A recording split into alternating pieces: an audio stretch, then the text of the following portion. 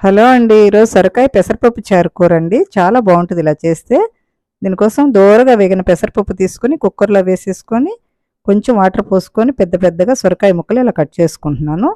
ఇవన్నీ కుక్కర్‌లో వేసేసుకొని, ఒక హాఫ్ స్పూన్ పసుపేసేసుకున్నాను.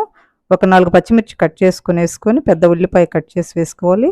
3 టమాటాలు వేసేసుకొని, కొంచెం చింతపండు పెట్టేసుకొని, కుక్కర్ పెట్టుకొని, స్టవ్ మీద పెట్టేసుకొని, ఒక్క విజిల్ రానిస్తే సరిపోతుందండి.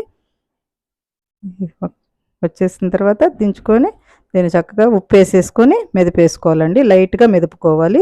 సొరకాయ ముక్కలు తగులుతూ ఉండాలి మనకి పప్పుచారులో.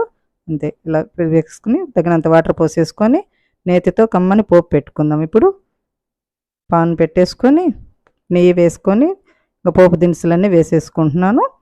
ఇలా వెల్లుల్లిపాయలు ఎక్కువ వేసేసుకొని పోపు పెట్టుకుంటే దోరగా వేగనిచ్చి చాలా బావుంటదండి. చివరన చిటికెడు ఇంగ వేసేసుకొని ఈ పోపంతా పప్పులో మనం కలిపేసుకుందాం. ఇట్లా చక్కగా చాలా బావుంటదండి ఇది. ఒక్కసారి మీరు ట్రై చేయండి. అంతేనండి, సొరకాయ పప్పుచారు ready. Thank you for watching.